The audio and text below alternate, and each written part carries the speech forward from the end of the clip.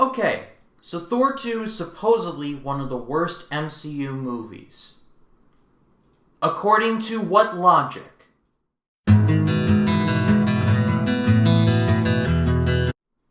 Hello everyone, my name is Ryan Cam and welcome to my review for Thor the Dark World. And this movie was directed by Alan Taylor and is the second Thor movie. Yay! Thor is back! This time he's set to become the King of Asgard. There's just one small, teeny tiny problem, in the form of Malekith and the Dark Elves. See, they're seeking this dark matter called the Ether, which, if applied correctly, could plunge the entire universe into total darkness, which, yeah, that's a pretty bad thing. So like I said in my intro, this movie is regarded as one of the worst of the MCU. Why? Don't get me wrong, it certainly isn't my favorite of the MCU, but in terms of the MCU, this movie's fine. You know, it's fine. In shorter terms, what I loved about the first movie and what I hated about the first movie were both magnified in Thor the Dark World. Firstly, I loved Thor much more than I did in the first Thor movie.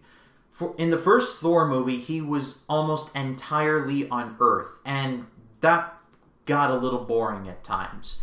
But you see, in this movie, Thor travels to different kinds of worlds.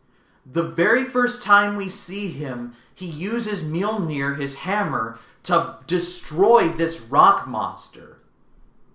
Anyone else? I will admit I did cheese out a little bit at that moment. Thor spent less time being Donald Blake, this guy, and more time being Thor, the God of Thunder, and I really liked it. I also really liked Odin. It's really kind of a broken record to say that Anthony Hopkins was good in a movie, but he was really good. He provided a steady hand to guide Thor if he ever got too wild. But the absolute showstopper for me was Loki. Yes. Forever, Tom Hiddleston as Loki. Even though he did lose the Battle of New York, Loki is still a salty SOB.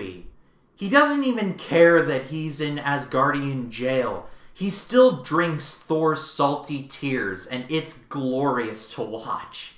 My favorite scene in the entire movie is when Loki and Thor are flying out of Asgard on that ship that looks like the number 9. The ship is crashed in the throne room, and in order to get it turned around, Thor has to turn it around manually, knocking out all the columns, and Loki's like, I think you missed a column. And then when they're out, the Dark Elves start shooting at them, and Loki is again like... And then when they make it out of the throne room, the Dark Elves start shooting at them, and Loki says, they're now shooting at us. And Thor's like, thank you, Loki, your commentary is not at all distracting. And then the ship accidentally knocks off the head of this stone statue, and Loki says, you just beheaded your grandfather.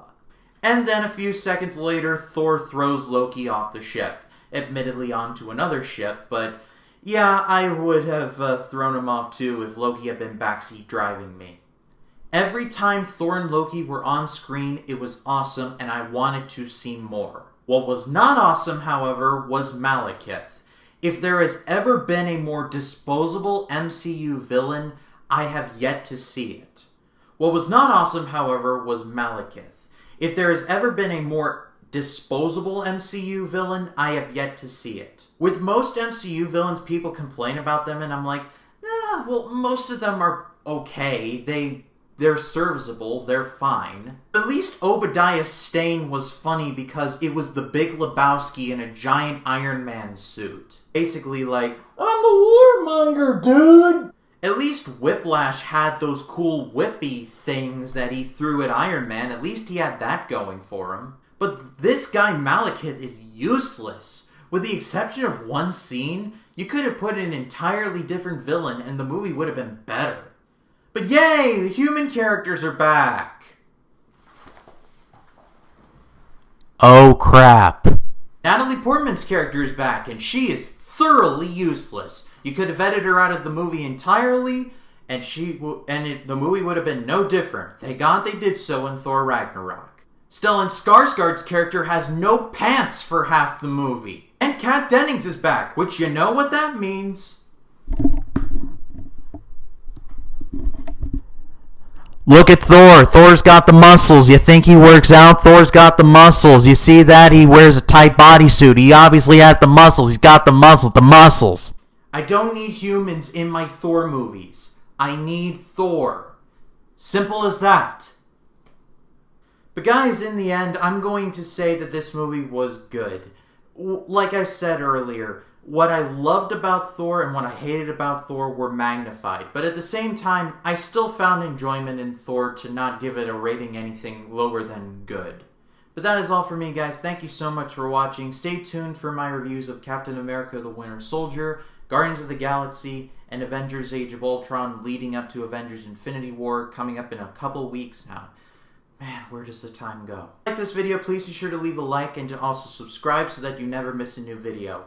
And if you'd like to follow me on social media, the links to all of my social media sites will be in the description. And if you'd like to comment on Thor 2 and have a civil discussion, leave your thoughts in the comment section below. I'd love to hear what you have to say. My name is Ryan Cam, and I'll see you in the next one.